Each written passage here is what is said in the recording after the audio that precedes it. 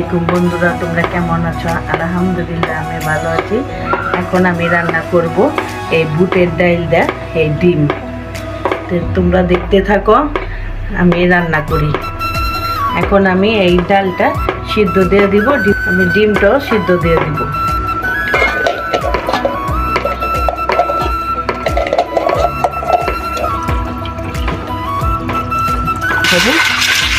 পরিষ্কার করে আমি ডালটা ধুয়ে সিদ্ধ দিয়ে দিব।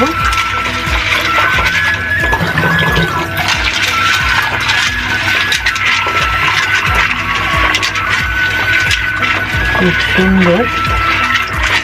এই যে আমি পরিষ্কার করে ধুয়ে নিলাম, এখন আমি সিদ্ধ দিয়ে দিব।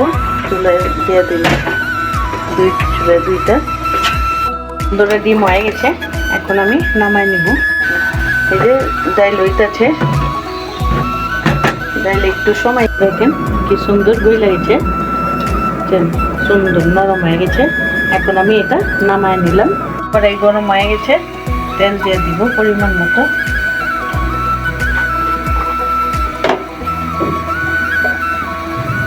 এখানে দুইটা তেজপাতা আছে, এখানে দারচিনি, এলাচি, লবঙ্গ আছে।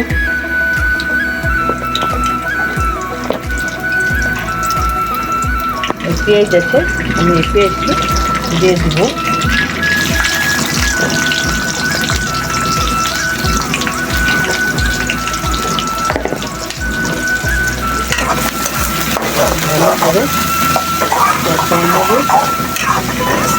পেঁয়াজটা আমি সুন্দর করে ভাজা ভাজা করে মশলাটি দিয়ে দিব। আমার ভাজা ভাজা হয়ে গেছে। এখানে আদা, রসুন, জিরা, দইনা এগুলো সব আমি একসাথে মিলাই রাখছি।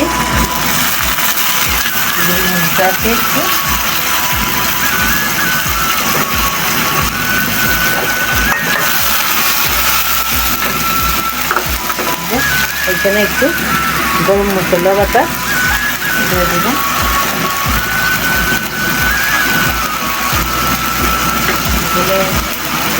হলুদের গুঁড়া,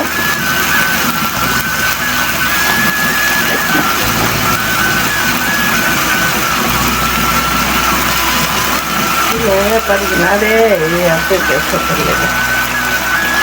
এখানে মরিচের গুঁড়া, পরিমাণ মতো লবণ।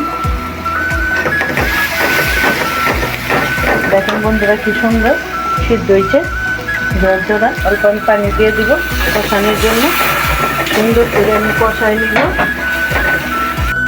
আমার এই যে মশলা কষাই হয়ে গেছে, দেখেন খুব সুন্দর করে কষাই নিলাম। এই যে তেল উঠে গেছে আর গন্ধও চলে গেছে। এখন আমি ডালটা দিয়ে দিব।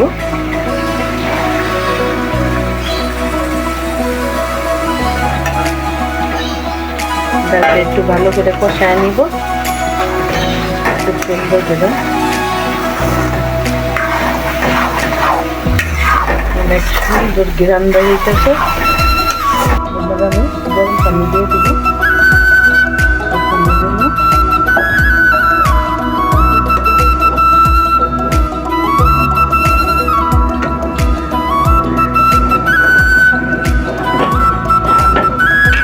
লাল লেবন ভেঙে দিব, গইলা দিব। বন্ধুরা এই যে বাচ্চাটা কাঁচামরিচ আমি দিয়ে দিব। ডিম আমি দিয়ে দিব।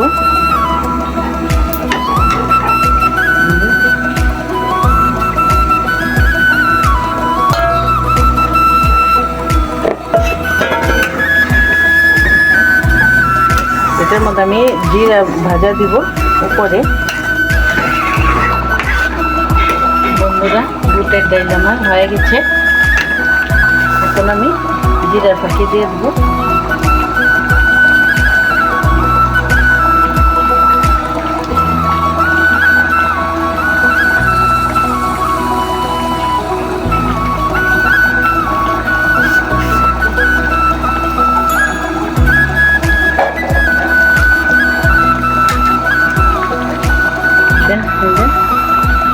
সুন্দর একটু ঢাকা কষা হয়ে গেছে। বন্ধুরা স্বাদ মতো চিনি দিয়ে দিব।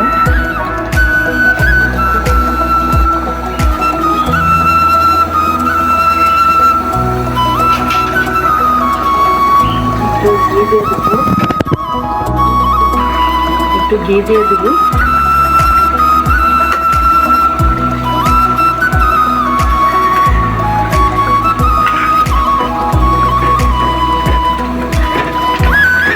বন্ধুরা এখন আমি পরিবেশন করবো। দেখুন